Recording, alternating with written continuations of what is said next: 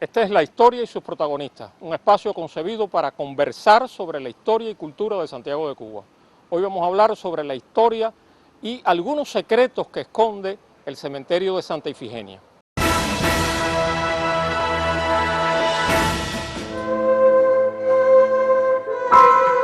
En los primeros años del siglo XIX, los cementerios de las iglesias de Santa Lucía, Belén, Santo Tomás, Dolores y Trinidad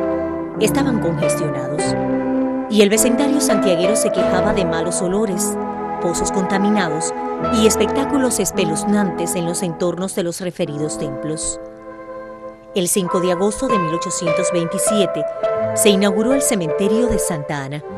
el cual sería clausurado en 1868 por considerarse un foco de emanaciones nocivas para la ciudad. El 22 de abril de ese mismo año se fundó el nuevo cementerio, el de Santa Ifigenia, considerado en su época como un cementerio de lujo.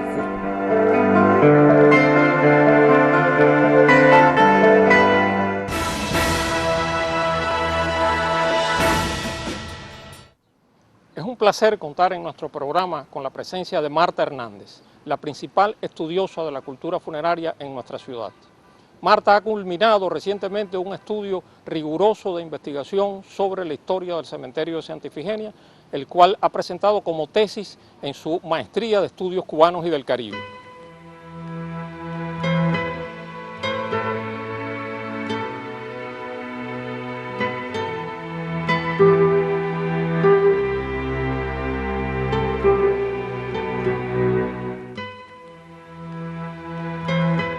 Casi inaugurado este cementerio, en 1868 comienza hay una gran epidemia de cólera y necesariamente el espacio que se tenía destinado para él no alcanza y hay que mandarlo a agrandar, pero también comienza la guerra de independencia. Y es notorio ver en los libros de enterramiento la gran cantidad de españoles que están asentados como fallecidos en este periodo, muertos de fiebre amarilla. Y así, bueno, estas personas que morían de epidemia no eran enterrados en los patios normales, sino que al final casi donde estamos en estos momentos eran los patios para epidemiados, para cóleras y sepulturas comunes, es decir, para aquellas personas que no podían pagarse el costo de una sepultura normal. Estas tumbas donde se ponían a las personas fallecidas con estas enfermedades no se podían abrir en un promedio de 12 años.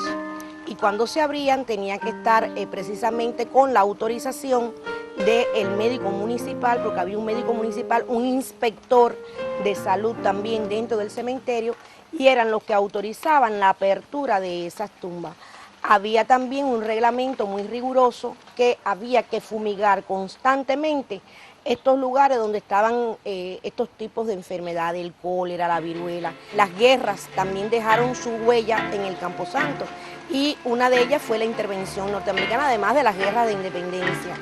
Cerca de San Juan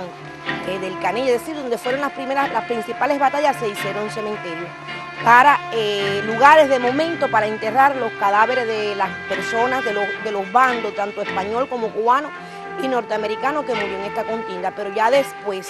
instaurado el periodo de intervención aquí en el cementerio, para lo que hoy es el patio G, ahí fue el lugar donde se trasladaron todos esos cuerpos de los norteamericanos muertos, pero ya los norteamericanos dentro de la ciudad se decretó también una gran epidemia de fiebre amarilla y aunque se tomaron muchas medidas alrededor para el saneamiento de la ciudad, porque las condiciones higiénicas eran muy malas,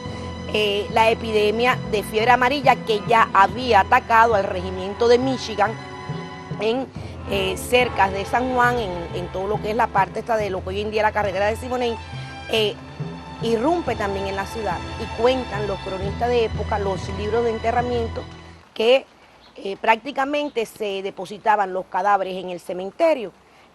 sin hacerle trámites oficiales por la gran cantidad de fallecidos y habían muy pocos médicos también para hacer las certificaciones de defunción. Y se dictan leyes obligatorias que apenas moría una persona con este tipo de enfermedad tenía que ser conducido directamente al cementerio, e incluso el cementerio cuando no había epidemia tenía horarios rigurosos, pero en tiempo de epidemia lo mismo, se enterraba por la mañana, por la tarde, por la noche, a cualquier hora que llegaba el fallecido, y entonces se abrían grandes zanjas porque además no daban abasto la sepultura, se abrían grandes zanjas para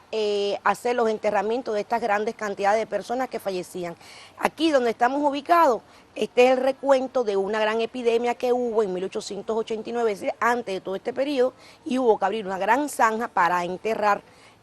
a los epidemiados de ese momento.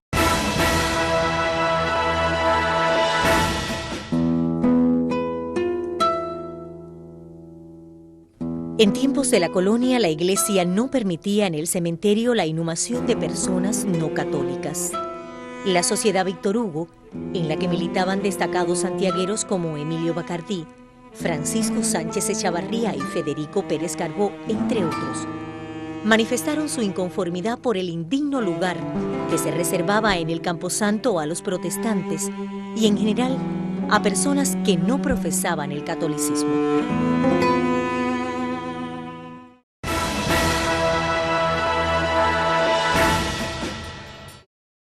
Uno prohíbe una cosa cuando se hace, y en el reglamento de 1881 encontramos cómo existían prohibiciones relacionadas con los cultos sincréticos. Por ejemplo, no se podían hacer cánticos, no se podían hacer rezos, no se podían traer ofrendas que no estuvieran avaladas por la religión católica. Y todo eso, el que hiciera eso tenía una multa hasta de 10 pesos, imaginemos en aquel tiempo 10 pesos, debe de haber sido un gran capital. Pero bueno, los yoruba,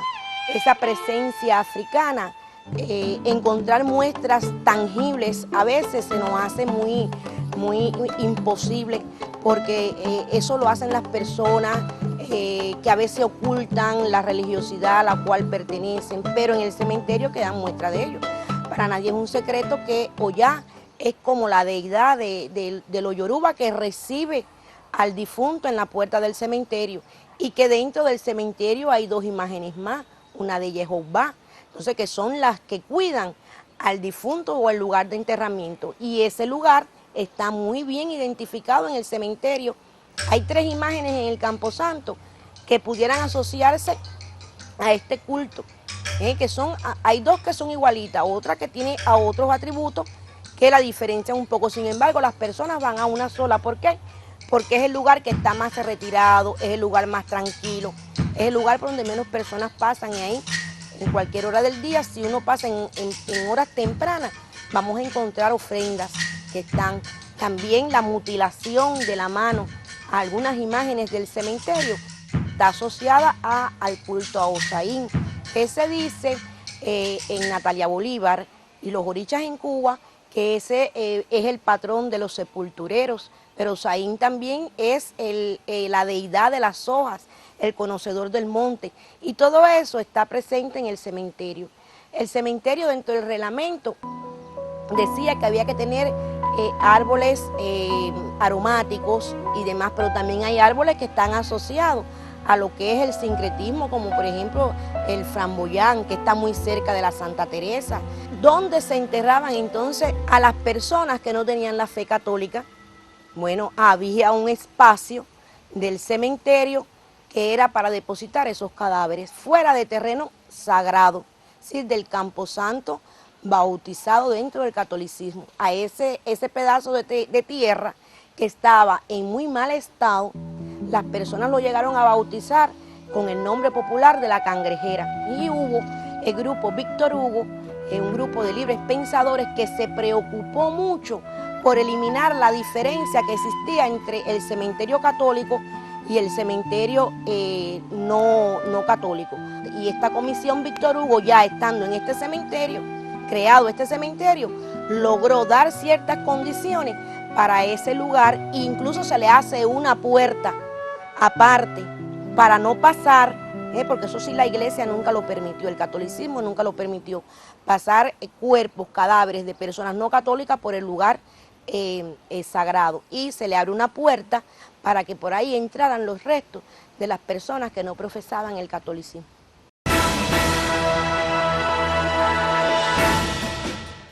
Como ustedes han podido comprobar a lo largo del programa, la historia del cementerio es muy interesante. Pienso que sería importante sugerirle a Marta Hernández que reuniera en un libro toda esta información extraordinaria que ella ha copiado y comentado, y que esto sería indudablemente muy interesante para la cultura santiaguera y para el conocimiento de los santiagueros.